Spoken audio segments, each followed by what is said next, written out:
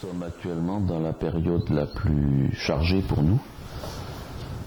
Alors la récolte a commencé depuis la fin du mois de septembre. Alors la pomme à cidre, c'est une pomme qui est particulière. Elle est différente de la pomme de table. Elle est beaucoup plus petite et puis surtout elle a un goût amer, alors que la pomme de table est acidulée. Donc c'est vraiment une espèce différente.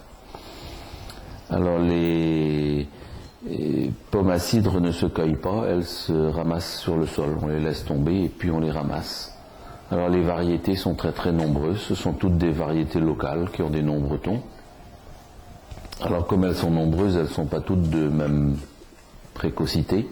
Il y a des précoces, des demi-tardifs, des tardifs. Donc ça permet d'étaler le travail de ramassage sur 1 mois et demi, 2 mois. Alors on a commencé à ramasser les pommes, donc j'ai dit fin septembre. On les ramasse au fur et à mesure de leur maturité. Quelquefois on fait 2 voire 3 ramassages sous le même arbre, parce que quelquefois les fruits ne sont pas mûrs tous en même temps.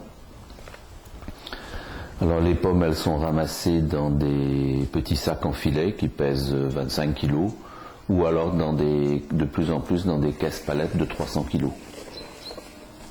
Alors on en ramasse une partie à la main, mais on en ramasse un peu aussi mécaniquement. Donc la machine, c'est une balayeuse. Donc il passe sous les arbres et puis qui ramasse tout ce qui est rond et qui est par terre.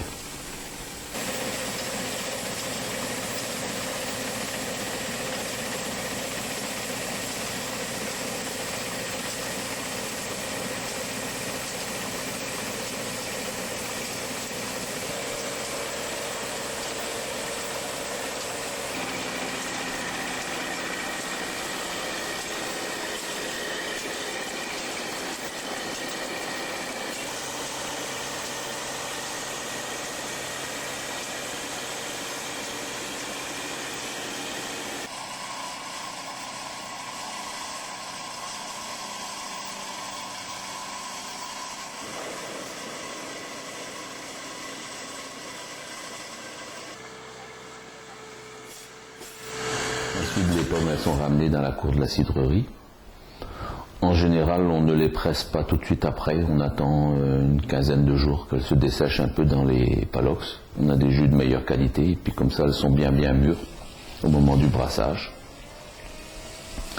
Alors quand on estime que les pommes sont mûres, donc on les envoie au pressoir.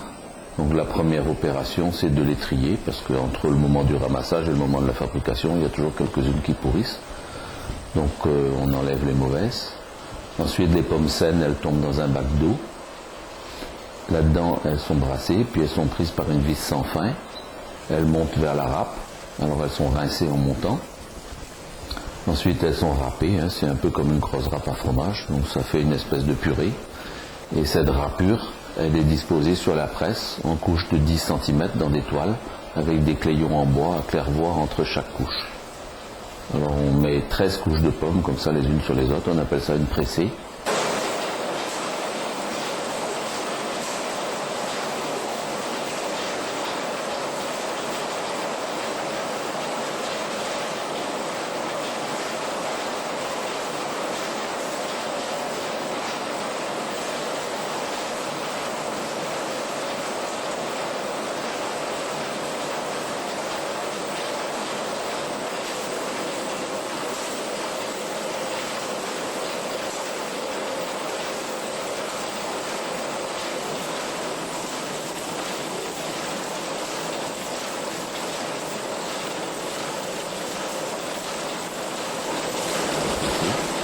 Puis ensuite on met ça sous la presse et puis on l'écrase et on récupère le jus qui sort à travers les toiles et puis qui tombe dans un grand baquet.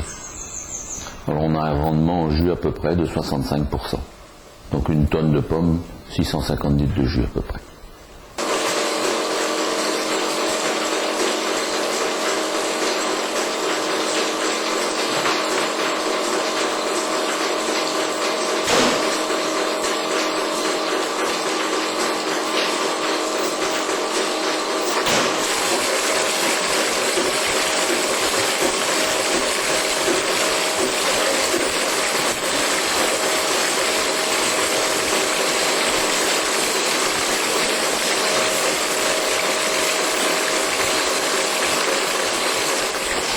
ce jus il est mis en cuve. Alors là, il y a un phénomène assez curieux qui se passe dans le cidre. Le jus de pomme comme ça, de pomme bien mûre comme ça, c'est riche en pectine. Les pectines, c'est ce qui fait gélifier les confitures. Et bien là, assez curieusement, au bout d'une journée ou deux, ça gélifie dans la cuve. Et puis quand la fermentation commence, la fermentation c'est la transformation du sucre en alcool et en gaz carbonique sous l'action des levures. Donc des levures on n'en rajoute pas, il y a des levures qui se trouvent sur les pommes, qui se trouvent un peu partout. Et puis quand elles sont dans le jus de pomme, c'est un milieu qui est favorable à leur développement, elles trouvent de la nourriture, donc elles se mettent à se multiplier. Et au bout de 10-12 jours, on voit les premières bulles de gaz carbonique qui montent vers la surface. Et ces premières bulles de gaz carbonique, là, en montant, elles entraînent toute la gelée vers la surface du liquide. Et ça forme une croûte qui a à peu près 10 cm sur une cuve. Une croûte assez compacte, ça a un peu la consistance de la confiture. Et ça flotte sur du jus clair. Alors, dès que cette croûte-là est bien formée, on appelle ça le chapeau brun. On récupère le jus clair par le robinet du bas. En fait, on transvase... on met le jus clair dans une autre cuve et c'est ce jus clair là après qui va continuer à fermenter tout doucement, pendant tout l'hiver jusqu'au printemps suivant. Alors, le cidre c'est pas comme le vin. Le vin ou la bière ça fermente très rapidement en 8 jours, en 15 jours maximum. Tandis que le cidre ça fermente très lentement. Alors évidemment pendant l'hiver on le surveille et on fait des opérations, quelquefois il faut le refroidir un peu parce que ça fermente trop vite, il faut faire des soutirages, il faut faire des filtrations. Ça c'est le métier du cidrier. Donc pendant tout l'hiver on surveille ce cidre qui fermente. Et puis quand on arrive à partir de mars, on commence à le mettre en bouteille. Alors le cidre que l'on met en bouteille, c'est du cidre qui n'a pas fini sa fermentation. C'est du cidre qui est encore sucré, dans lequel il reste des sucres résiduels. Alors on le met en bouteille. Et puis dans la bouteille, il continue à fermenter encore un petit peu, donc il produit du gaz carbonique, mais comme il y a le bouchon, le gaz ne peut pas partir, donc ça se sature en gaz et ça devient pétillant. Voilà le principe du cidre bouché. Alors ici, on ne fait pas que du cidre bouché, on fait aussi du pommeau de Bretagne et puis de l'eau de vie de cidre. Alors il y a une partie du cidre qui n'est pas mis en bouteille, celui-là on le laisse fermenter complètement. Ensuite, on l'envoie... Une fois qu'il est fermenté, on l'envoie à la distillerie. Nous, on n'a pas d'appareil de distillation ici parce qu'on ne fait pas assez d'eau de vie, donc on préfère travailler avec un prestataire de service. Donc on travaille avec la distillerie des Menhirs à Plomelin. Donc on lui envoie notre cidre et puis il le passe dans un alambic et puis on obtient de l'eau de vie. Alors cette eau de vie là, on la récupère et l'année suivante, on la mélange avec du jus clair avec du jus frais qui sort du pressoir, du jus de pomme à cidre. On fait un mélange qui fait 17 degrés. Ça fait à peu près un quart d'eau de vie à 70 degrés pour 3 quarts de jus. On le met en fût de chêne, on laisse ça vieillir pendant 2 ou 3 ans, et c'est ça qui donne le pommeau de Bretagne. Et puis on garde un peu les meilleures eaux de vie, on les garde pour vieillir. En général, on les garde 5 ans en fût. Donc voilà à peu près l'activité. Alors au printemps, donc on a les mises en bouteille et puis on a aussi la vente parce que c'est pas tout de faire des produits, il faut pouvoir les commercialiser. Et ici donc on n'a pas de revendeur, donc on se débrouille pour commercialiser toute notre production. Donc ça nous occupe de Pâques jusqu'à la fin septembre après la commercialisation. Donc à partir de Pâques les crêperies commencent à s'ouvrir, l'activité touristique commence à se développer un petit peu. Et donc là, à ce moment-là, on s'occupe de nos clients, à faire un peu de prospection, trouver des nouveaux clients et puis servir ceux qu'on a l'habitude d'avoir. Et puis en été, on fait beaucoup de ventes directes comme on est à Becmeil et puis qu'on est en zone touristique, il faut profiter de cette situation et donc on fait de la vente directe à la maison.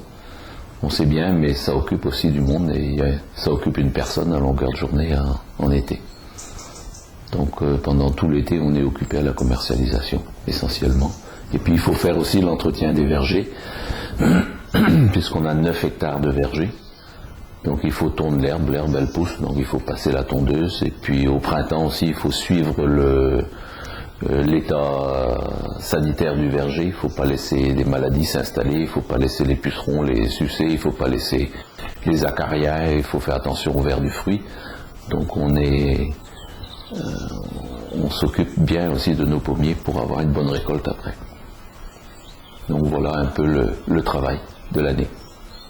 Résumé.